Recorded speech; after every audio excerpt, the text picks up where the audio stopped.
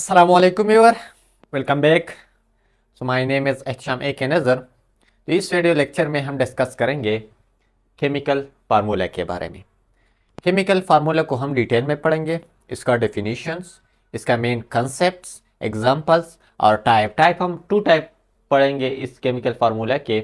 एक हमारे पास है molecular formula and the second one is empirical formula. ठीक है, तो चलो स्टार्ट कर लेते हैं कि हमारे पास केमिकल फार्मूला क्या होता है और इसको पढ़ते हैं। लेकिन मेरे एक ही रिक्वेस्ट होगी आपसे कि अगर आप मेरे चैनल पर नया है तो चैनल को सब्सक्राइब कीजिए, लाइक कीजिए और अपने दोस्तों के साथ ज़रूर शेयर कीजिए। ठीक है, तो केमिकल फार्मूला का हम पहले डेफिनेशन पढ़ेंगे कि केमिकल फार्मूला का डेफिनेशन क्या है। तो सिंपल मैंने यहाँ पर लिखा है the symbolical representation of a chemical compound. ठीक है, केमिकल कंपाउंड एलिमेंट्स, इस पर मैंने डिटेल के साथ वीडियो बनाया है कि केमिकल कंपाउंड्स क्या होता है। इसको हम केमिकल फार्मूला से ही रिप्रेजेंट कर लेते हैं, उसको भी हमने डिस्कस किया था प्रीवियस लेक्चरों में, क्योंकि हमने फंडामेंटल ऑफ केमिस्ट्री जो कि फर्स्ट चैप्टर है ये हमने स्टार्ट किया है और अभी तक हमने बहुत से वीडियो इस पर बनाया है। ठीक है, बहुत से टॉपिक जो है हमने कवर किया है, क्योंकि मैं जो ये वीडियो है ये मैं एक सीक्वेंस के साथ अपलोड कर लेता हूँ। तो अगर आपने मेरी प्रीवियस वीडियो नहीं देखे हैं तो मैं रिकमेंड करूँगा कि आप पहले वही वीडियो देखें। तो केमिकल फार्मूला हमारे पास क्या होता है, सिंबॉलिक रिप्रेजेंटेशन होता है। अब सिंबॉलिक रिप्रेजेंटेशन किसका होता है, एक केमिकल कंपाउंड्स का होता है। एक केमिकल कंपाउंड का जब हम सिंबल के थ्रू रिप्रेजेंट कर लेते हैं तो इसको हम कहते हैं केमिकल फार्मूला। तो simple symbolical representation of a chemical compound is called chemical formula. ठीक है, जिस तरह एक एलिमेंट्स को हम सिंबल से रिप्रेजेंट कर लेते हैं तो इस तरह हम एक कंपाउंड्स को फार्मूला से रिप्रेजेंट कर लेते हैं, जिसको हम केमिकल फार्मूला कहते हैं। ठीक है, और इसी तरह जब हम केमिकल रिएक्शन पढ़ेंगे तो केमिकल रिएक्शन जो है वो हम सिंपल, जो आपने देखा होगा कि हम एक, ठीक है, अब आता है कि केमिकल फार्मूला से हमें किन इंफॉर्मेशन का पता चलता है। केमिकल फार्मूला हमें क्या इंफॉर्मेशन दे देता है, तो ये हमें तीन बेसिक इंफॉर्मेशन दे देते हैं। अगर मैं आपको कोई भी एक केमिकल फार्मूला दे दो तो आप उनसे तीन चीजें जो है आप याद कर सकते हैं, तीन चीजें को आप इससे फाइंड कर सकते हैं। नंबर 5 चीज के बारे में जो इंफॉर्मेशन देता है ये हमारे पास के टाइप्स ऑफ एलिमेंट्स और एटम। यानी मेरे पास कोई भी, फॉर एग्जांपल ये मैंने एग्जांपल लिया है, ये हमारे पास एक केमिकल फार्मूला है, ये भी हमारे पास एक केमिकल फार्मूला है, ये भी हमारे पास एक केमिकल फार्मूला है। तो इन तीनों में पहली इंफॉर्मेशन हमें क्या देता है कि नम के टाइप्स ऑफ एलिमेंट्स के कौन से एलिमेंट्स मौजूद है इस केमिकल फार्मूला में, या कौन से एटम्स मौजूद है। क्योंकि जब हम एटम की बात कर लेते हैं तो ये किसी स्पेसिफिक एलिमेंट्स ही के होते हैं। ठीक है, तो फॉर एग्जांपल हमारे पास H2O है, तो H2O में हमारे पास टू ही एलिमेंट्स है, हाइड्रोजन और दूसरा हमारे पास क्या है, ऑक्सीजन। अगर हम इस C6H12O6, ये हमारे पास एक केमिकल फार्मूला है और ये हमारे पास ग्लूकोज का फार्मूला है, तो ये हमारे पास तीन ही एलिमेंट्स मौजूद है इसमें, कार्बन, हाइड्रोजन एंड ऑक्सीजन। ठीक है, इसी तरह अगर इसमें देखें NaCl में, ये हमारे पास सोडियम क्लोराइड है, ये इसमें हमारे पास टू एलिमेंट्स प्रेजेंट है। ठीक है, तो केमिकल फार्मूला हमारे पास पहली जो इंफॉर्मेशन देता है, हमारे पास ये इंफॉर्मेशन देता है कि इसमें कौन कौन एलिमेंट्स प्रेजेंट होते हैं एक केमिकल कंपाउंड में। ये हमें किन से पता चलता है, केमिकल फार्मूला से। अब दूसरी, नंबर ऑफ पर एलिमेंट्स, यानी हमारे पास कोई एक केमिकल कंपाउंड है, इस केमिकल कंपाउंड में मेरे पास तीन एलिमेंट्स है। अब इन तीन एलिमेंट्स कितने तादाद में प्रेजेंट है, इसकी नंबर्स का पता भी हमारे पास केमिकल फार्मूला से ही पता चलता है। फॉर एग्जांपल इसमें अगर देखा जाए तो हमारे पास जो हाइड्रोजन है इसकी तादाद हमारे पास कितनी है, 2 है, और ऑक्सीजन की तादाद हमारे पास कितनी है, 1 है। इस तरह अगर यहां पर देखा जाए तो कार्बन की तादाद हमारे पास कितनी है, 6 है, हाइड्रोजन की तादाद हमारे पास कितनी है, 12 है, और ऑक्सीजन की तादाद हमारे पास कितनी है, 6 है। ठीक है, तो नंबर पर एलिमेंट और एटम जो है ये हमें भी इंफॉर्मेशन दे देते हैं, कौन, केमिकल फार्मूला। यानी किन से पता चलता है? केमिकल फार्मूला से ही नंबर ऑफ पर एलिमेंट्स या एटम हमें पता चलता है। ठीक है, यहां पर देखा जाए तो NaCl हमारे पास इसके नंबर ऑफ एटम कितने हैं? 1। और क्लोरीन के कितने हैं? 1। और थर्ड हमारे पास क्या होता है? Ratio of atom. यानी एक केमिकल फार्मूला हमें जो एटम्स इन्वॉल्व है, जो एलिमेंट्स इन्वॉल्व है एक केमिकल कंपाउंड, एक केमिकल फार्मूला में, इसका रेशो हमें बता देता है। यानी H2O में रेशो अगर देखा जाए तो H2O में हमारे पास कितना रेशो? 2:1 है। अगर इसमें देखा जाए तो 6:12:6 है। यहां अगर देखा जाए तो यहां पर 1:1 है। ठीक है, तो तीन चीजों का हमें पता चलता है एक केमिकल फार्मूला से। नंबर फर्स्ट, ये हमें इंफॉर्मेशन दे देते हैं कि इसमें कौन कौन एलिमेंट्स होंगे, कौन कौन एटम होंगे एक केमिकल फार्मूला में जिनसे कंपाउंड बना होता है। नंबर सेकंड, ये हमें नंबर ऑफ पर एलिमेंट्स का भी इंफॉर्मेशन दे देता है। नंबर थर्ड, ये हमारे पास रेशो के बारे में बता देता है कि इनमें रेशो कितना होता है। ठीक है, तो ये तीन बेसिक इंफॉर्मेशन हमें एक केमिकल फार्मूला दे देता है। ठीक है, तो ये इसका एग्जांपल है। अब इसके टू टाइप्स है, एक हमारे पास है मॉलिक्यूलर फार्मूला और दूसरा हमारे पास एम्पेरिकल फार्मूला। ठीक है, तो इसको हम डिस्कस कर लेते हैं। हमारे पास कितना है? फर्स्ट वन है एम्पेरिकल फार्मूला। तो एम्पेरिकल फार्मूला क्या होता है?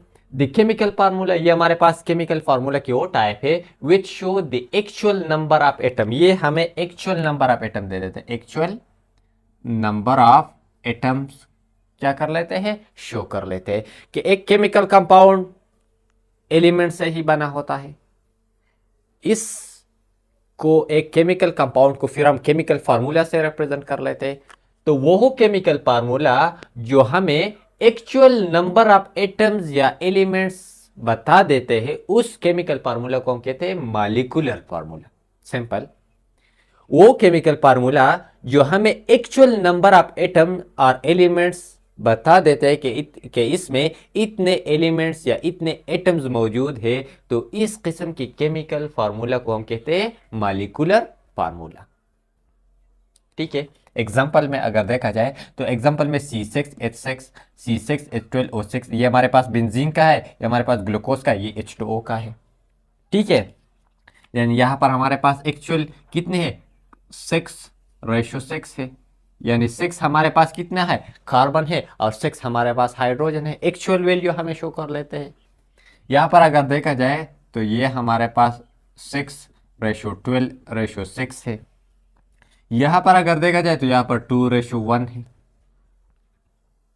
क्लियर? यानी ऐसा ये तीनों हमारे पास केमिकल फार्मूला है, लेकिन इस केमिकल फार्मूला को हम मॉलिक्यूलर फार्मूला इसलिए कहते हैं क्योंकि ये हमें एक्चुअल नंबर ऑफ एटम्स बता देते हैं या शो कर लेते हैं। तो ऐसा केमिकल फार्मूला जो हमें actual number of atom show कर लेते हैं, इस किस्म के केमिकल फार्मूला को हम मॉलिक्यूलर फार्मूला कहते हैं।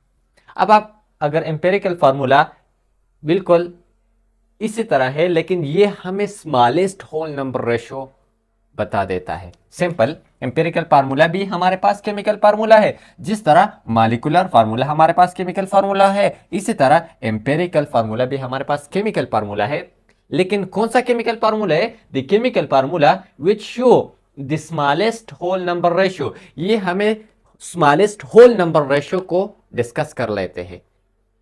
यानी वो हमें बता देता है कि एक केमिकल फार्मूला में दो एलिमेंट्स के दरमियान स्मॉलेस्ट रेशियो, तो इस किस्म का जो केमिकल फार्मूला है उसको हम कहते हैं एम्पेरिकल फार्मूला। सिंपल एग्जांपल है C6, यानी यहां पर अगर देखा तो यहां पर हमारे पास कितना है? 1:1 है। लेकिन ये CH, सिंपल CH जो है ये हमारे पास किसका है? ग्लूकोज बेंजीन का हमारे पास क्या है? एम्पेरिकल फार्मूला है। यानी ये जो CH है ये हमें बेंजीन ही रिप्रेजेंट कर लेते हैं, लेकिन ये इसका एम्पेरिकल फार्मूला है क्योंकि ये हमारे पास सिंपलेस्ट रेशियो है। और ये इनसे कैसे आया? तो इनमें इसने 6 कॉमन लिया है, और जब आप 6 कॉमन लेते हैं तो ये हमारे पास 1:1 आता है। ठीक है, इसको अगर देखा जाए तो ये हमें ग्लूकोज का सिंपलेस्ट रेशियो बता देता है कि हमारे पास सिंपलेस्ट रेशियो किसका, ग्लूकोज का, ये 1:2:1। ये कैसे आया, ये इनसे आया, इनमें से आप 6 कॉमन लेकर 1:2:1 कॉमन जब आप लेते हैं तो 6 पर डिवाइड करें 1 आता है, 12 को 6 पर डिवाइड करें तो हमारे पास 2 आता है, फिर 6 को 6 पर डिवाइड करें तो हमारे पास 1 आता है, तो हमारे पास सिंपलेस्ट रेशियो ये बनता है। ठीक है, अगर H2O में देखें तो H2O में हमारे पास 2:1 है, तो अगर यहां पर देखें तो H2O हमारे पास एक ऐसा केमिकल फार्मूला है जिसका मॉलिक्यूलर फार्मूला और एम्पेरिकल फार्मूला सेम है। एम्पेरिकल फार्मूला का सिंपलेस्ट रेशियो हमारे पास 2:1 है और यहां भी 2:1 है, यानी इस रेशियो को हम फर्दर सिंप्लीफाई या सिंपल रेशियो में कन्वर्ट नहीं कर सकते। तो ऐसे केमिकल फार्मूला जिसका रेशियो हम सिंपल रेशियो में कन्वर्ट नहीं कर सकते, इसका एम्पेरिकल फार्मूला और मॉलिक्यूलर फार्मूला सेम होता है। फॉर एग्जांपल मैं एक और एग्जांपल देता हूं, CH power, for example CH power.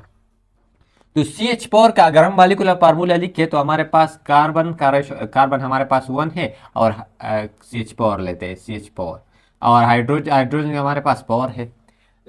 अगर पर्द आप इसको सिंप्लीफाई नहीं कर सकते, ये सिंपल फॉर्म में है, तो ये इसका एम्पेरिकल फार्मूला भी है। तो दोनों एम्पेरिकल फार्मूला और मॉलिक्यूलर फार्मूला सेम है, किसके लिए, CH4 के लिए।